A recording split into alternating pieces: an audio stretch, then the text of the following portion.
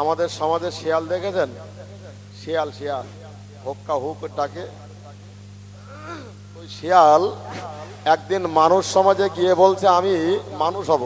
তা বলে পারবি? তা বলে হ্যাঁ পারবো। তা বলে কি করে? তা বলে আমার গায়ের লোমগুলো সব চেষে দাও। তা খুর কাছে আনা হলো, এনে ওর টোটাল দেহের পশমগুলো সব চেষে চেষে মানুষের মতো সমান করে দেওয়া হলো। দিয়ে বলছে এবার কি করা হবে জানো? বলে কি? বলে এবার মানুষের মতো দু পায়ে তোমাকে হাঁটতে হবে, চার পায়ে পড়লে হাঁটলে হবে না। ঠিক বলে ঠিক আছে, পিছনে দুটো ওই পা দিয়ে হাঁটবো, আর সামনেটা আমি হাত আকারে ব্যবহার করব। এখন কোনো একটা বাড়িতে রাত্রে শোয়ার জায়গা করে দিয়েছে, গরমের সময়।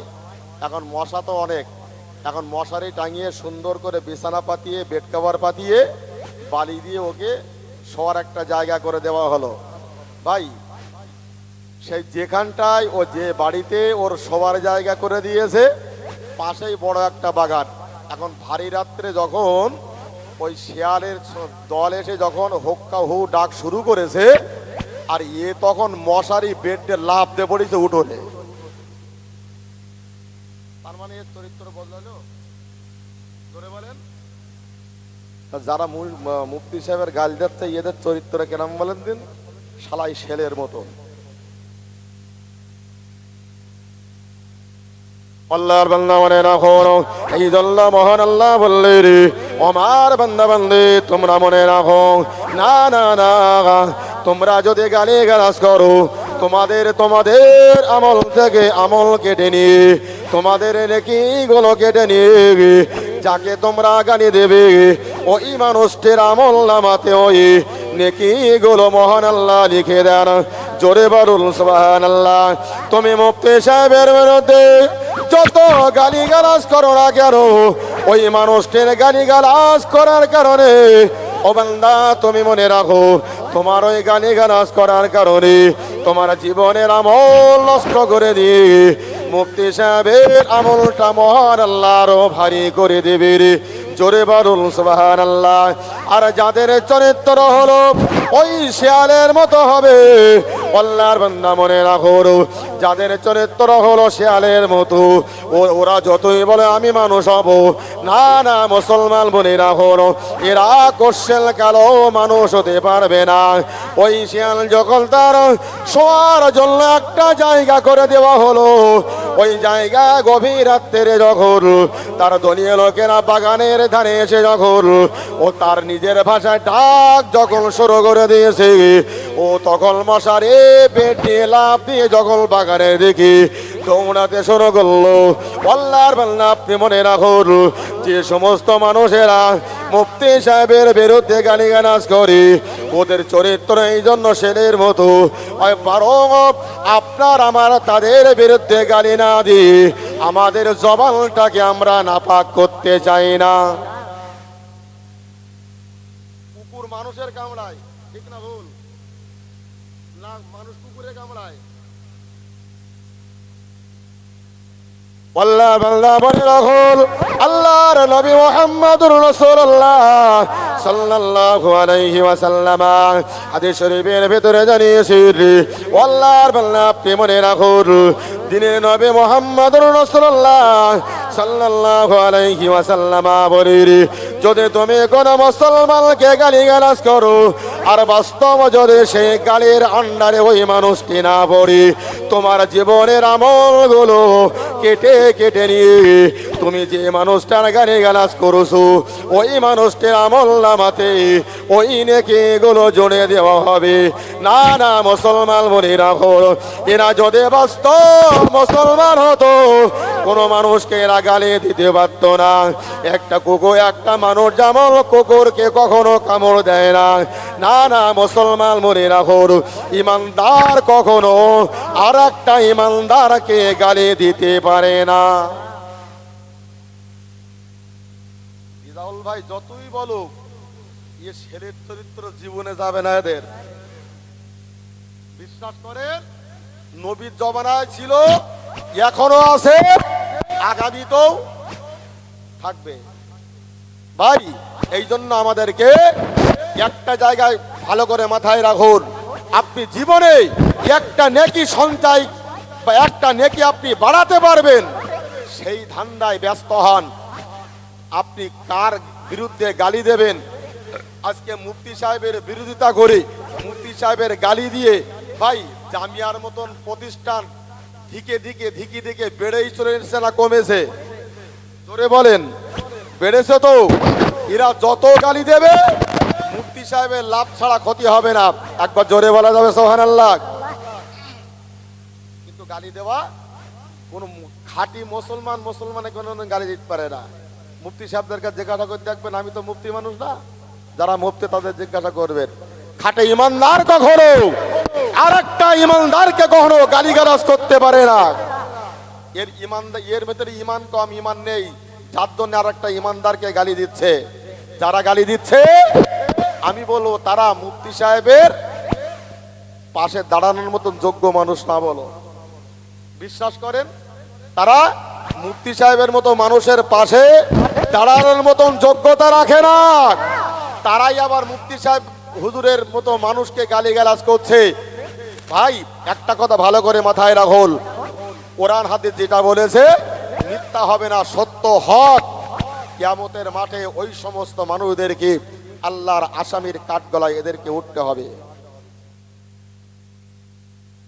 আল্লাহ মনে রাখুন। না না, একটা কথা ভালো করে মাথায় রাখুন। আমার বলার উদ্দেশ্য ওটা ছিল না।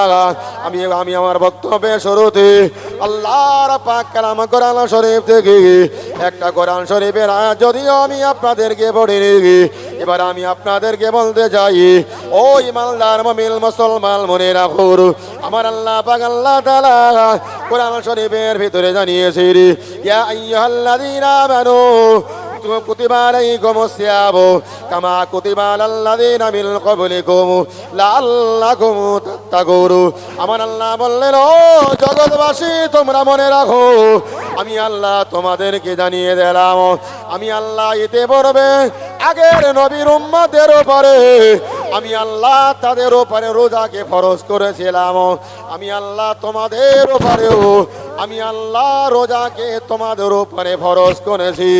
আল্লাহর বান্দা মনে রাখুন, মুফতি সাহেবের মতো মানুষ তিনি রমজান শরীফে একটা মাস তিনি রোজা রাখেন, আর যে মানুষগুলো মুফতি সাহেবদেরকে গালি দেয় তারা কিন্তু রোজা থাকা তো দূরে যাক, সেই সমস্ত মানুষেরা দাঁড়িয়ে পেশাব করা জাত।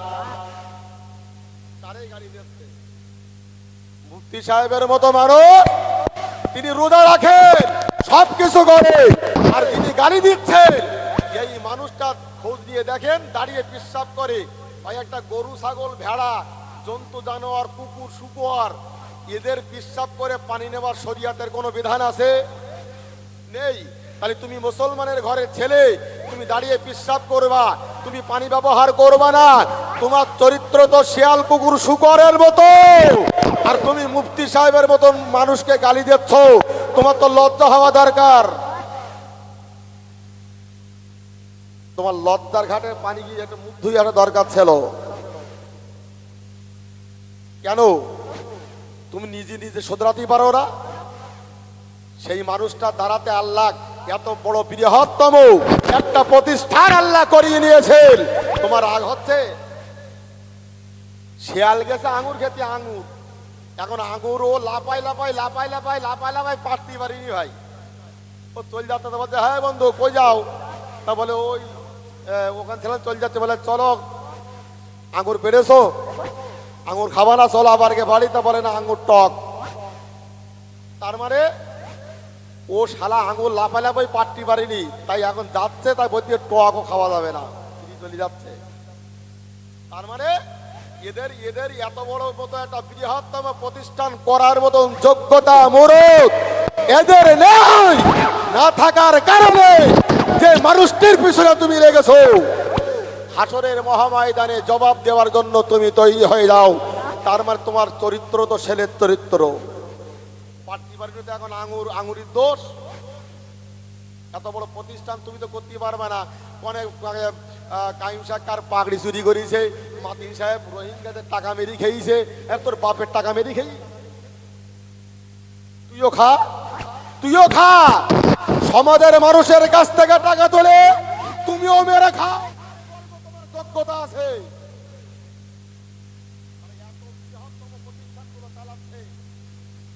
আজকে তাদের উপরে তোমাদের এত রাগ কেন?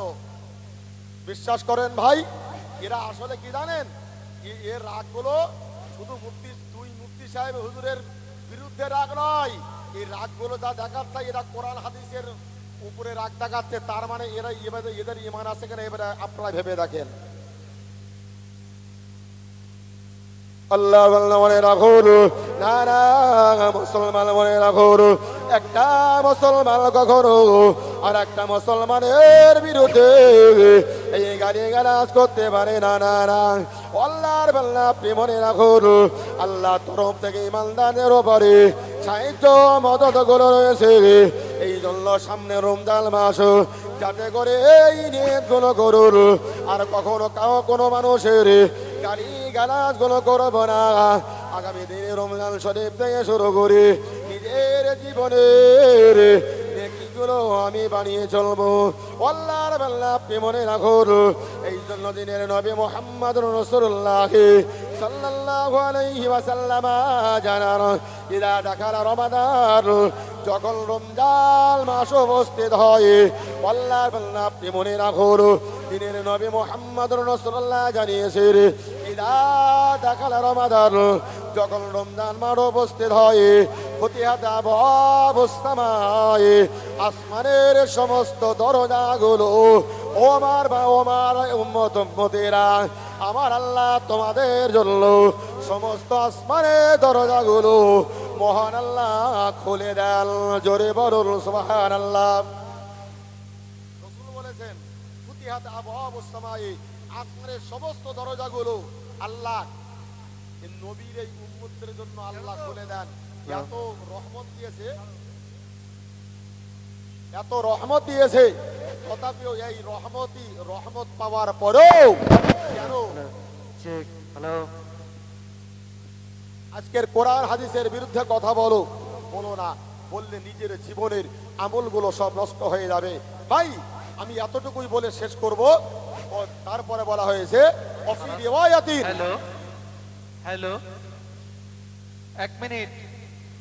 যে সমস্ত জামিয়ার যে সমস্ত ছাত্ররা আজকে বাড়ি থেকে এসেছো, তোমরা অবিলম্বে বড় হুজুরের অস্থায়ী অফিসের সামনে এক্ষুনি দেখা করো এবং তোমাদের ছুটির কার্ড হুজুরের থেকে সই করিয়ে নাও। শুরু করেন।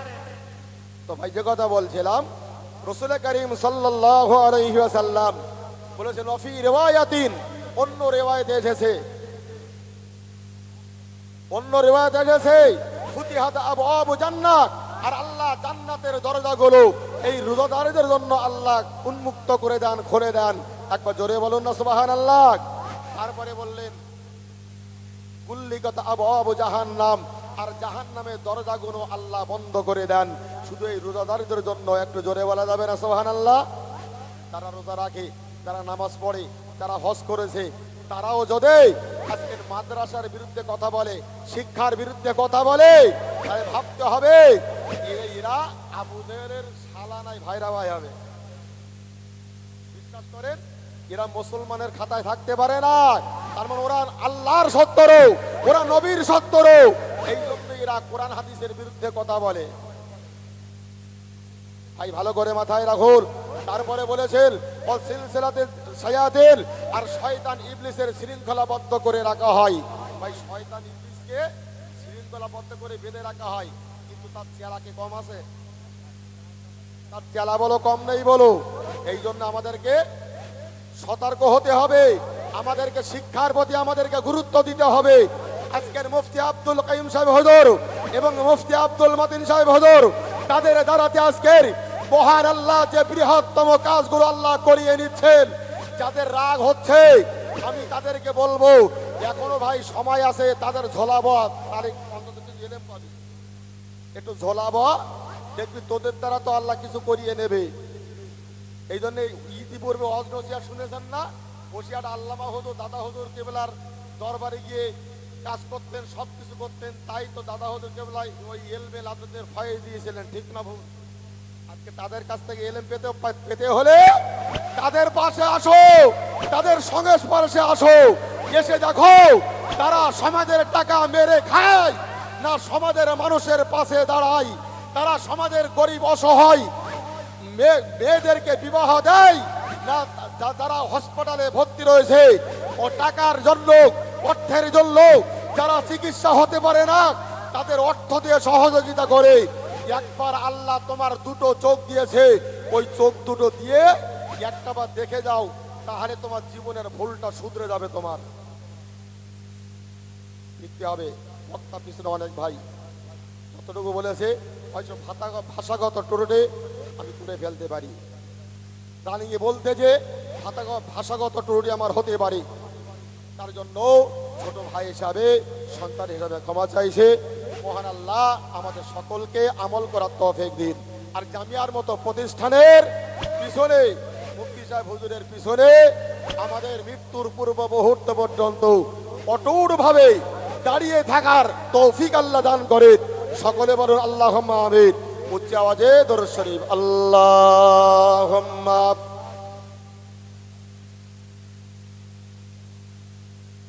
ধন্যবাদ হুজুর মাওলানা।